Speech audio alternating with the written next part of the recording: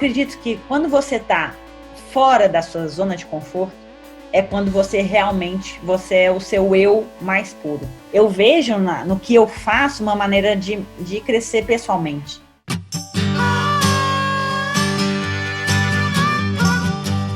Fala galera, o Conexão Outdoor de hoje está no ar e mais uma vez ao ar livre. Eu e a minha bicicleta estamos aqui em Heliodora, no sul de Minas Gerais, para bater um papo justamente com uma mineira, mas que está rodeada de montanhas muito mais altas do que essas que eu precisei atravessar para chegar aqui. Diretamente de Chamonix, nos pés do Mont Blanc, na França, a gente vai conhecer um pouco mais da história de uma das mais importantes ultramaratonistas do mundo, Fernanda Maciel.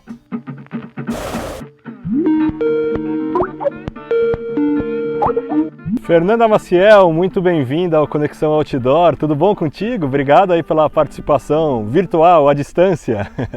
Tudo ótimo. Estou aqui hoje em Chamonix, chovendo, nevando. Mas já fiz meu treino, ou seja, estou feliz.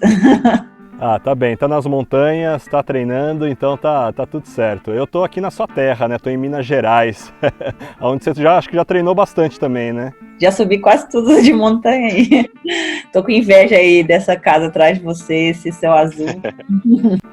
Oh, coisa boa. Bom, vamos lá, Fernanda. Hoje você é reconhecida como um dos maiores nomes da ultramaratona mundial e dona de recordes e feitos que a gente vai falar daqui a pouquinho. Mas antes de tudo, eu queria saber como e quando começou a sua paixão pelo esporte e a relação com a natureza, né? Porque além de atleta, você é também advogada e especializada em legislação ambiental. Eu cresci em Belo Horizonte, que é uma cidade grande, né? Apesar de ser uma cidade também que é legal, que ela é construída em cima de vários morros. Mas a gente tinha um sítio em Sabará, então ali foi quando eu comecei a correr até a cachoeira e voltar correndo.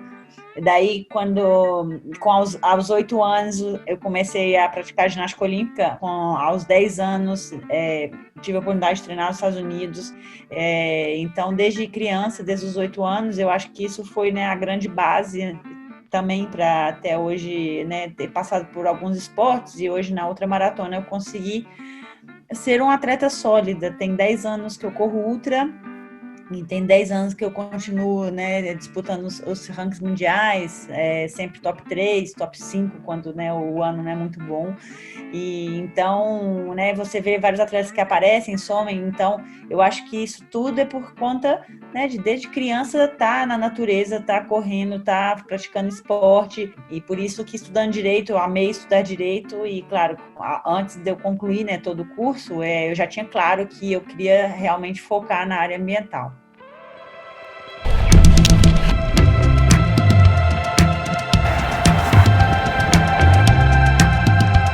Fernanda, e com essa sua multidisciplinaridade, né, passando por ginástica olímpica, você praticou capoeira, jiu-jitsu também, teve um tempo no triatlon, o que te fez ficar na ultramaratona?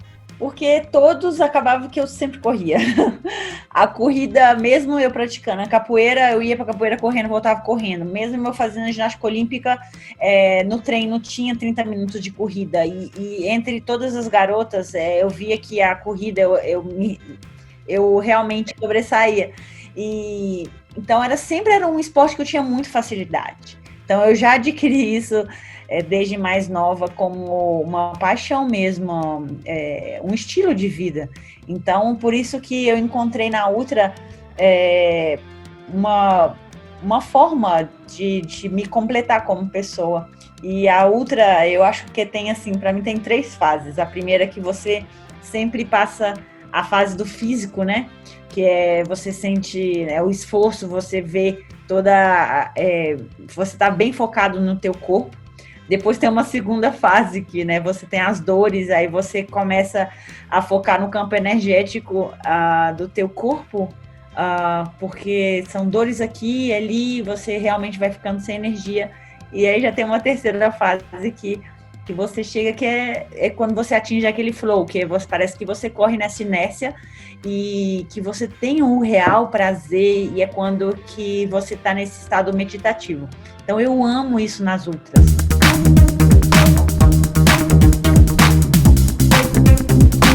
Se a gente pegar, por exemplo, a ultramaratona lá, a Marathon des Sables, né, no deserto do Saara, que tem 250 quilômetros, né? Significa que você percorre acho que 6 maratonas em sequência, né? Como se fosse em menos de uma semana. Esse estado meditativo que você falou agora há pouco, você sente que isso se converte numa espécie de transe, assim, né? Que você está ali, você está só indo, né? Como que você se sente nesse tipo de prova que te exige, assim, demais?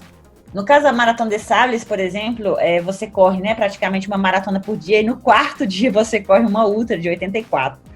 E se você pensar na Maratona de Sables, os quilômetros não é a dificuldade, porque é até plano, sabe? Para mim é fácil, você corre a maratona em 3h30, você parou, então não é que você tem um super desgaste em relação a quilômetros. O problema é que ali você tem que carregar sua mochila com tudo. Então, você está carregando 9 quilos nas costas, correndo essa quilometragem, né? Todo o seu material de autossuficiente por, né, 6 dias, 10 dias. E daí que é o ponto, que você acaba que você não tem comida suficiente. Porque se você realmente quer levar comida suficiente para todos os dias, a sua mochila pesaria 40 quilos. Então, para ela estar pesando 8, é o mínimo. É você comer... eu fazia um cafezinho solúvel com uma barrinha de banana e saia para correr uma maratona. Então, claro, você faz isso um dia, ok. Você faz no segundo dia, no terceiro, no quarto, você está com febre, entendeu? Mas, então, essa é a dificuldade da Maratona de Sables. E também porque são 50 graus de calor. E nessas longas distâncias e também de situações extremas, como essa lá do deserto do Saara, você já chegou próximo de um limite assim muito perigoso seu, que você teve, sei lá, até medo de morrer ou ter alguma complicação? Por exemplo, quando eu fiz, né, o projeto de subir e descer correndo a Concagua, fui a primeira mulher, né, no mundo a conseguir realizar isso. Para mim, eu realizei o impossível. Para mim, eu não acreditava que isso seria possível. Foi muito treinamento e, afinal, consegui, mas consegui só na terceira tentativa. Então, é uma coisa que não é que eu via que poderia morrer, não, porque quando eu começo já a ficar sem ar, vejo, né, pelos sintomas que eu tô ficando lenta, que eu posso ter um edema pulmonar, eu já paro ali mesmo, já desço. Então, para mim, isso é super importante. Claro que tem coisa na natureza que a gente não tem controle. Então, avalanche aqui, né, a greta abrindo, né? Então, tem coisas assim que você não é do seu alcance, que pode acontecer, como você está passando de carro e algum carro te atropelar.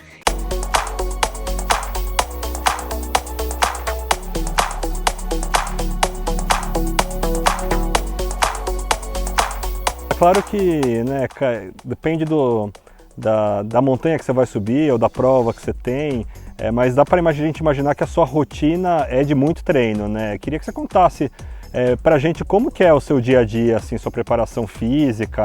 Eu acordo, faço um pouco de yoga, que é pelo menos saudação ao sol, alongamento, e aí já começa o treinamento, né? Geralmente são 35 horas semanais, varia entre 30 a 35 horas semanais, depende da semana, né? O treinamento é muito, né? O foco é corrida, às vezes é um treino de bike na semana. No caso desses últimos projetos que eu fiz, eu tive que treinar escalada e muita corrida sobe e desce. Então, por exemplo, agora cada vez mais eu não só... mais do que acumular quilômetros, para mim é mais importante acumular desnível positivo, entendeu? Então, por exemplo, eu fiz um treino que foi duro para mim, de 5.600 metros positivo, num treino aqui do lado da minha casa. Então, o meu objetivo era subir o máximo que eu consigo, entendeu? Então, eram 7 horas, só sobe, sem parar de subir. Então, para quê? Para que o meu corpo aguente muitas horas subindo, né? Às vezes, imagina, quando que você vai conseguir fazer uma subida de 7 horas? Aí em BH, aí em Minas.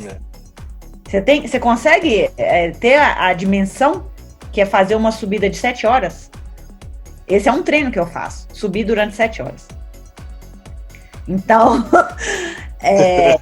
aí você consegue entender porque eu consigo fazer o Kilimanjaro em 7 horas, correndo. E não em 4, ou 5, ou 6 dias, ou 7 dias.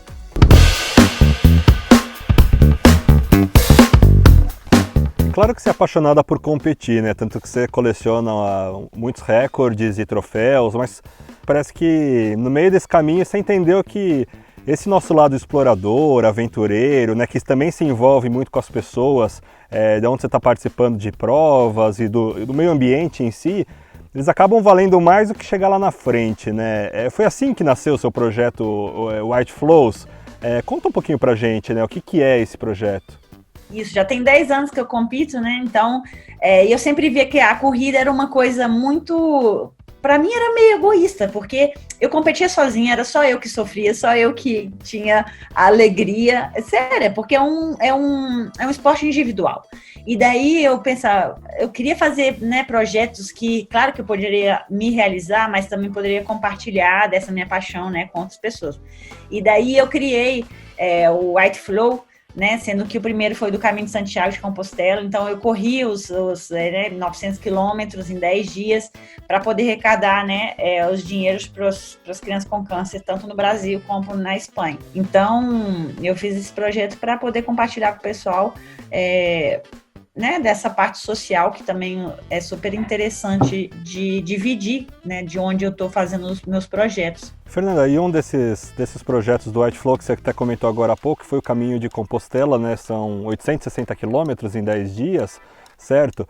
E como que foi para você, né? O Caminho de Santiago é um percurso de peregrinação, né? De contemplação interior e exterior. Como que você contempla expedições como essas sem poder parar, né? Sem poder, né, fazer o que um peregrino faz no Caminho de Santiago da vida? Então, isso foi o que não sei se você sabe da história, mas quando eu cheguei em Santiago de Compostela, eles não quiseram me dar Compostela. Porque eles falaram que eu fui muito rápida. Eu falei, sério? Isso foi sério, eu fiquei muito triste, porque no Caminho de Santiago você ganha um passaporte e eles vão te carimbando, né? Você vai passando, você vai colecionando os carimbos para você chegar e você ganhar a Compostela, que é aquele documento que te acredita como um peregrino. Chego ali e falo, não, porque você não teve tempo suficiente para refletir, para ter sua mensagem. Eu falei, como não? Se eu passava, Israel, 10, 12 horas correndo todos os dias, sim, que eu tive tempo de refletir, de apreciar a montanha, de ver as capelas, de entrar e ver a igreja e falar, graças a Deus minha perna está aguentando. Isso eu fazia igualzinho, qualquer peregrino faz. A diferença é que minha mochila pesava 2 quilos, que eu sou corredora, eu fazia tudo rápido, entendeu? No final, acabou que a igreja me aceitou, depois de discutir muito. Aí eles falaram, ok, você é a primeira corredora a aparecer aqui. E falaram, olha, próxima vez que você voltar, fizer correndo, avisa a gente. Eu falei, pode ficar tranquilo que eu não vou voltar para correr quase 900 quilômetros de novo.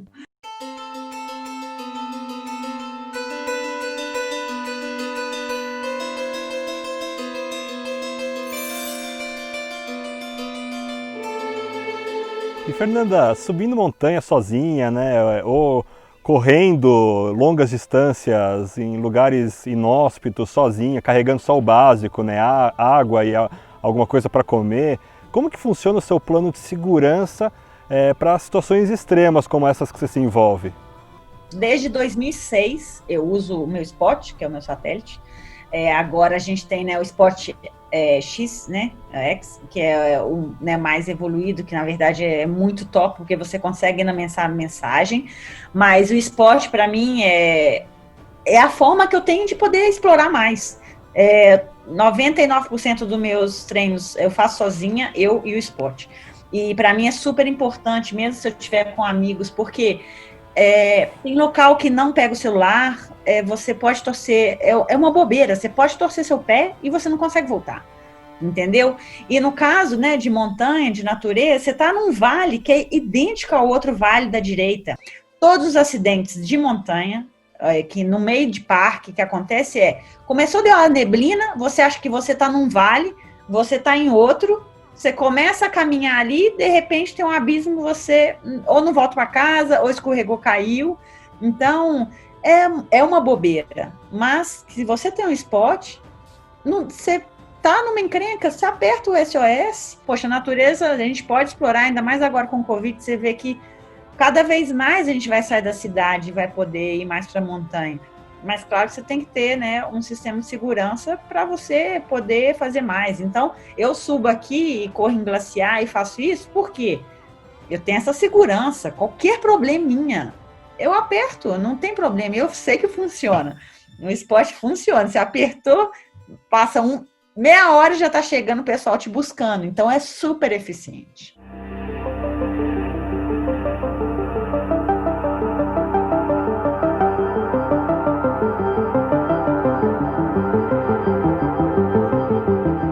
Fernanda, para a gente encerrar aqui, como que você se define, né? O que te move para se jogar nessas experiências assim tão extremas, né? Uma vez que você já conquistou uma série de títulos e quebrou recordes mundiais, o que você busca, né?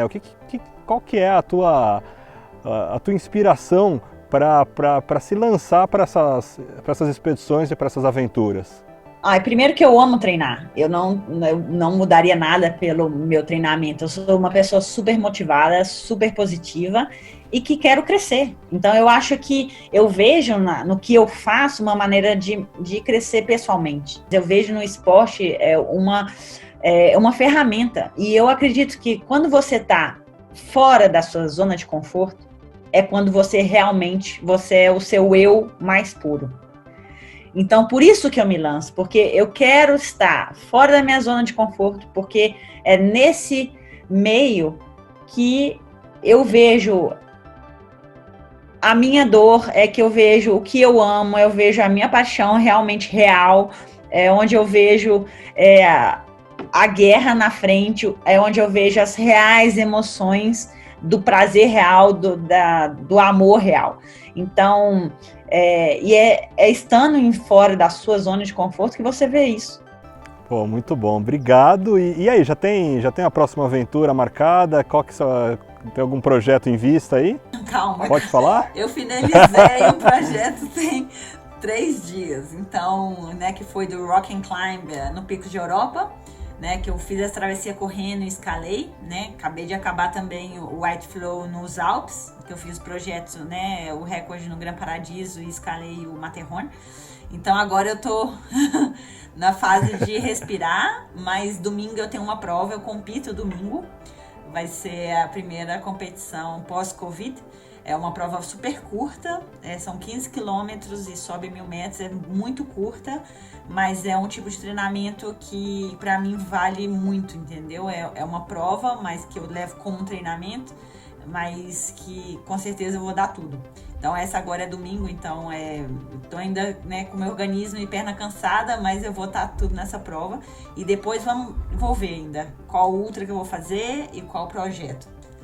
Pô, Gostei do seu jeito de respirar, de descansar e subir 1.000 metros em 15 quilômetros, tá bom. E tá nevando, então acho que vai ser bem interessante. Ô, Fernanda, brigadíssimo pelo seu tempo, por esse papo muito bacana, te desejo muito sucesso aí, boa sorte nas próximas travessias, nas próximas aventuras e até a próxima, valeu! Abraço a todos e espero já fazer alguma coisa muito em breve aí no Brasil.